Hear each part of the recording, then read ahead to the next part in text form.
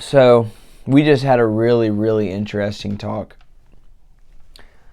And basically, we were talking about all of the different religions and why you would go with Jesus as opposed to the other ones. And I'll take what I've just said a step further and inject an I in there.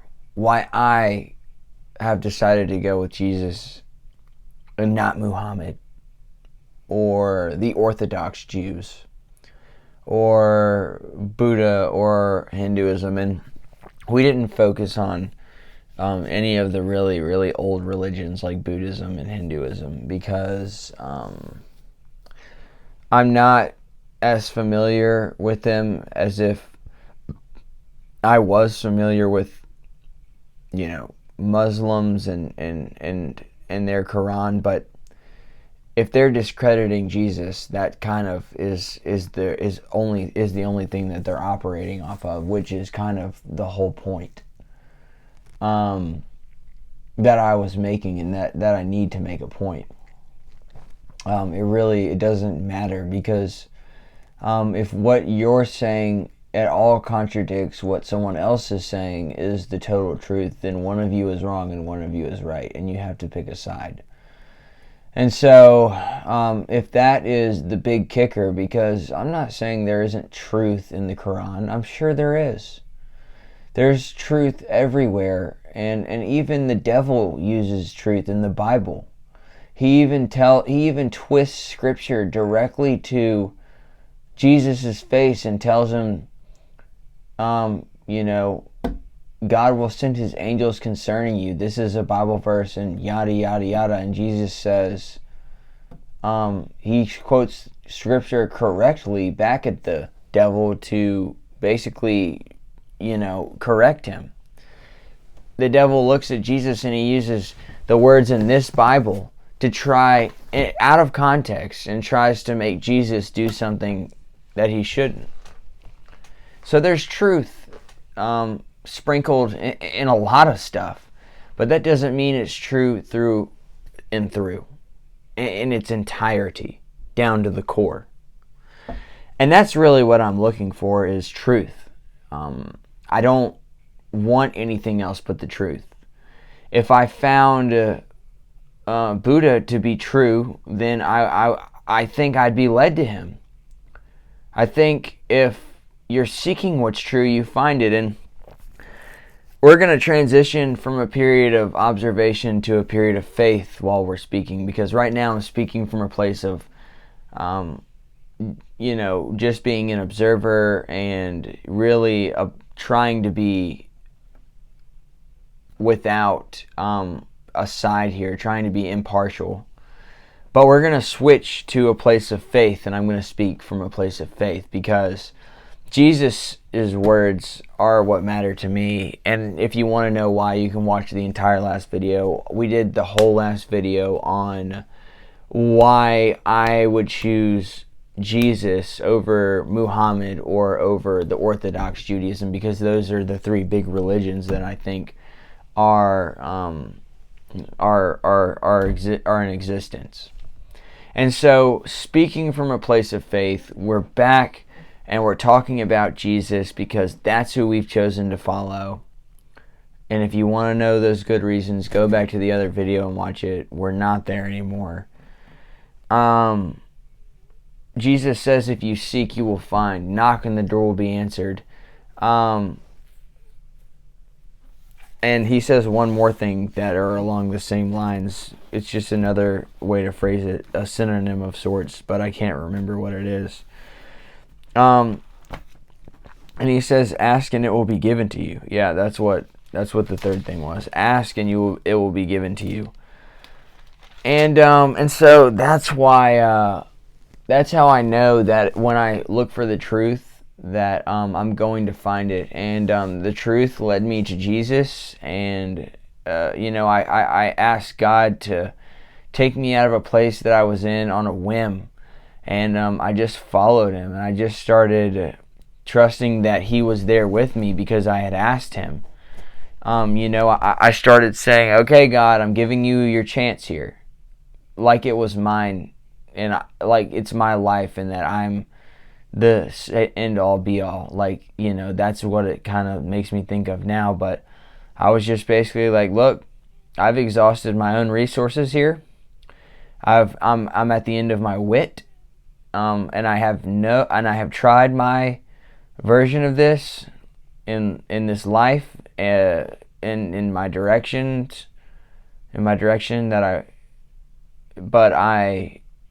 I'm at my wit's end, and I need you to show up for me. And I always believed in Jesus. I was always raised, in church, to follow Jesus, and in Christian schools to follow Jesus. And I always thought those people were cringe. I always thought those people were nerds and losers. I never understood why my principal would stand up and cry in front of the entire school because he heard that there was, some sexual immorality going on amongst the students. And there were alcohol at parties that his students were attending. And I never understood how somebody would care that much, and why he would cry over it like a sissy wimp. But now that I have become that person, it makes total sense to me, because now I'm the cringe one, and now I'm the one who isn't not afraid to cry and express basically everything that God has, my emotions that God has given me. And I am that person now. And that to me is unbelievable. And so I basically turned to God, and I was like, I need you. And he showed up for me in small ways as I was walking. Because like I said, I always followed Jesus, but I never really got the full picture. But as I asked him to do what I asked him, and I followed what he was saying day in, day out, I just kind of leaned on him for comfort, because I didn't want to be alive anymore. That's how bad things were for me. And I had no other way out. And so I grabbed onto him, and he led me out of this cave that I led myself into. I didn't know that what I was doing was going to get me to that place. Like, I'd like to believe that I was totally innocent, but knowing what I know now, I wasn't. But back then, I truly believed that what I was doing, I knew what I was doing, and I wasn't a fool, and that's what I believed. But if I was really not a fool, I wouldn't have been doing what I was doing. And just because you know what you're doing doesn't make what you're doing any less foolish. I'll say that for any of the people who are drinking every day, or they're on any sort of drugs, because I was one of those people, and I can tell you that I thought that because I knew that I was what I was doing and how to work my way through it and not get in trouble with the law and kind of keep everything okay, does not mean that what you're doing isn't wrong. And just because you're suppressing the guilt doesn't mean that it's not there and that there isn't something wrong. But I basically started following God because I was at rock bottom, and he has showed up for me. He has showed out for me, and I sought after God, and I found him. So when I read something that says that, that Jesus said that, you seek, you find it, and I found it to be true. And the more I read, and the more I study what he says, where I just randomly opened up to Mark 11, trying to look for that seek you will find verse. Kind of didn't care to really give you any. I didn't give you any references, but if you really want to know the seek, find verse, knock, the door will be answered. It's in Matthew chapter 7, verse 7. If you want to know the reference. And I was flipping through, hit Mark, right here's a great lesson. On the following day, when they came from Bethany, he was hungry, and seeing in the distance a fig tree in leaf, he went to see if he could find anything on it. And when he came to it, he found nothing but leaves, for it was not the season for figs. And he said to it, may no one ever eat fruit from you again. And his disciples heard it. And then Jesus goes on to cleanse the temple, but it says, as they passed by in the morning, they saw the fig tree withered away at its roots. And Peter remembered and said to him, Rabbi, look, the fig tree that you cursed has withered. And Jesus said to them, have faith in God. Truly I say to you, whoever says to this mountain, be taken up and thrown away into the sea, and does not doubt in his heart, but believes that what he says, it will come to pass, and it will be done for him. Therefore I tell you, whatever you ask in prayer, believe that you have received it, and it will be yours. You have to believe that you've received it, and it will be yours. And whenever you stand praying, forgive if anyone has anything against anyone, if you have anything against anyone, so that your Father who is also in heaven may forgive your trespass. So we just learned right there. I just kind of opened up to kind of show you some of the stuff that Jesus teaches us about, and that, we can use this stuff, that, if you really do believe this stuff that you say and that you do, Jesus says that it will come to fruition, and that you don't have heart. And you're like, well, Braxton, I do doubt, and so I'm not going to get my stuff. No, that doesn't mean that at all. God might not give it to you until another 25 years, or he might not be giving it to you at all, because he has a plan for your life. And that doesn't shape you into what he needs you to be to glorify him. And you're like, well, that's kind of manipulative, and that's not really free will. Well, you're not really the one who created this place. And you're also the one who fights for every breath and not to die. That's why you value your life so much. And so it's interesting to me that you did nothing to receive this life, but you're very weary to say what you deserve and what you should and can and can't do and all this stuff. My say is, it's really not up to you. It's not like you're in control of anything anyway. You can't stop a tornado. And so that's kind of the way that I look at it, and that's kind of the way that I reason through it. I've truly, and what I'm saying is, if you believe, then you'll receive. And it's as simple as that. Jesus walks up to a fig tree, and it withers after he curses it. The next day it's withered. And I know that that's an outside of the box example. Like I said, we just opened up to this stuff, but somebody might need to hear that. Like, dude, it doesn't really matter about the other people. It doesn't really matter what they think or what they say about what you are trying to accomplish or what you're doing at the moment. As long as it's honoring to God and you believe, then you should keep doing it.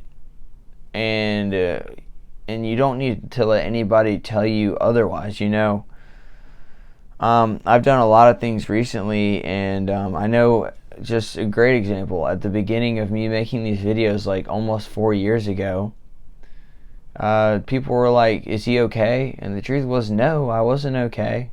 That's why I sought after God, and that's why I was talking to them about God, because my heart was on fire and I couldn't hold it in anymore. I just remember sitting down and having all these thoughts, because God was the one who got me out of my pain, and God was the one who got me out of my problems, and God was the one who took me out of the dark.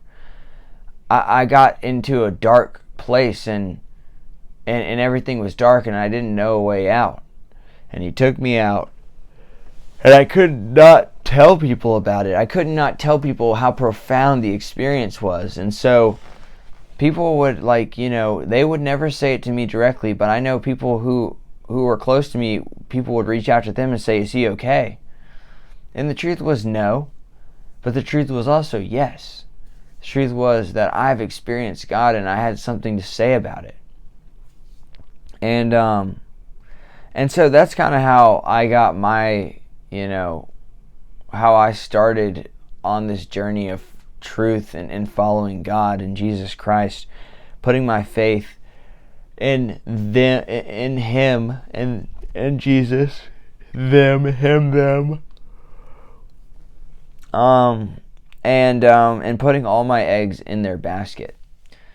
And I promise you, it's been the greatest decision that I've ever made. And so one day, one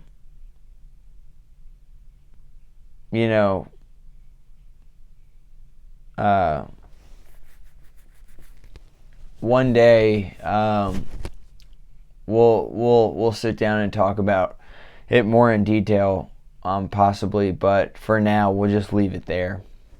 And that's the story in a nutshell. And like I said, I'm willing to sit down and talk more about it, but I haven't exactly felt my way through my whole journey right now, so I'm not really sure if it's time for me to talk, in more detail, but about my own story, or whatever you call it, about my own testimony. So I don't really know exactly if I pulled everything together and made one excellent, awesome point, but I know everything I said today was true. So we'll leave it at that. As sloppy or as untied together as it was, I know that this was a spirit-filled conversation. God is watching us. The Holy Spirit is in this room, and that's all you gotta know, is that this was pure through and through, down to its core. And there's nothing anybody can do about that, and that's why it's so powerful, because they can harm your body, but they can't take your soul. That's only for God. And they'll hate you for it, and they'll actually wish harmful things upon you, and actually might even act upon them. They did to Jesus. They killed him. Joseph, they threw into a well because he was given a dream, and his brothers threw him in a well, and basically wanted to get rid of him. David was chased around by Saul for years, and he was righteous and blameless. I mean, in Proverbs, Solomon, the wisest man to ever live, says that the righteous, that the wicked and evil doers hate the righteous. And it stands to reason. Why would they not? Because the only thing that you're going to do following Jesus is better yourself, and basically try and expose everything in yourself that is false and life-taking, and replace it with things that are true and life-giving. And people who are hiding things, and people who are doing things and operating in the dark, hate the light because it exposes their deeds. And if you become a child of light, if you become a child of God, if you become a child of the truth, then naturally people are afraid, and they begin to hate you because they hate the discomfort that you bring them. And the irony is that you're there to help them. And you can walk up to somebody and shake their hand, and you can make direct eye contact with them and say all of the great things, but if in their mind they're threatened and discomforted and unpleased with your presence, they'll try and correct that to keep their own comfort, even if that means getting rid of you or harming you. And that's the irony behind the entire situation. The irony that we were asked to serve by God, the one who owns the entire planet, and are basically everything is His creation and design, and He came here to serve us, is ironic.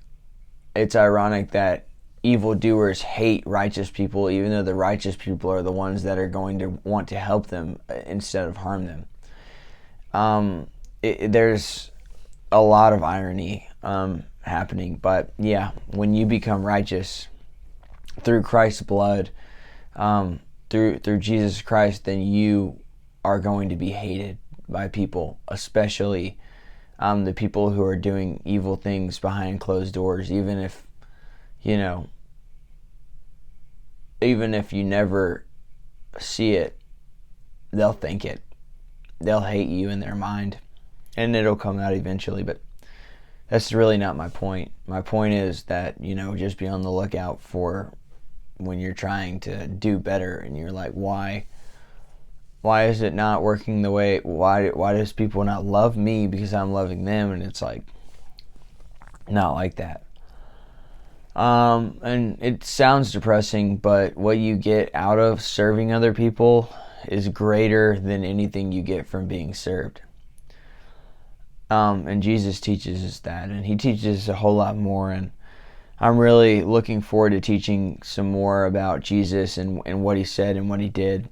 But I think this is an appropriate place to end this little talk that we've had. And like I said, I'm not really sure exactly what the point of this was, but I know that I've been called to share with you guys about Jesus and what He did for me, and I'm here to serve you, and this is part of it, just me speaking about my own personal experiences as well as what He did for other people in this book too. So what God can do for you is unlimited, and all you have to do is believe that. Nothing is impossible with God. Whatever you say, it will be given to you. I mean, He's giving you that access, and all you have to do is believe it. All you have to do is follow God. All you have to do is accept it, because it's a gift. It's not about us earning anything. It's not any of the good stuff that I do that's going to get me into heaven, that's going to get me with God, that's going to make me be there with God, right here with God. Oh, God, I made videos today. Look, I deserve to... Look, God, I went and served the homeless people this weekend. If that is your bargaining chip to try and get Him, make a deal with God and try and do that, that's fine. I make deals with God all the time. God, if this is what you want, give me a sign. Let the rain come down even harder, or whatever the deal is. But if you're trying to bargain with things that you've done, it doesn't work. I'll take you to a verse real quick that will tell you exactly how you're supposed to view this whole picture with God and your relationship with Him. Ephesians 2:8. Galatians, Ephesians. Here we are. And you were dead in your trespass. Sorry. For by grace you have been saved through faith. And this is not of your own doing, it is the gift of God, not a result of works, so that no one may boast.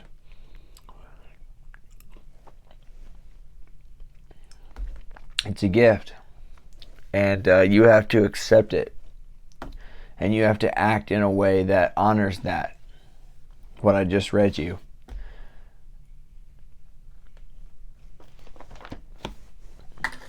We'll end it here.